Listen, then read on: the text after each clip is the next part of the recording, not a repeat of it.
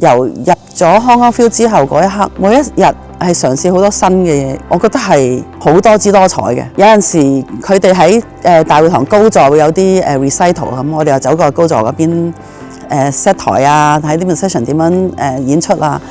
咁嗰個工作唔係淨係局限咗喺嗰個細房仔裏邊，突如其來唔可以控制嘅嘢，原來呢你冇得去駕馭到嘅，只可以話喺你當時用你最高嘅能力去做到最好，但係冇一個最好嘅答案嘅。我會覺得我哋好似個保姆咁樣嘅，俾好好嘅環境俾佢，等佢去發展佢嗰個創作，令到佢無後顧之憂㗎啦。佢就淨係做嗰個演出嘅啫，咁佢就會發揮得最好。咁呢個就係藝術行政嘅工作。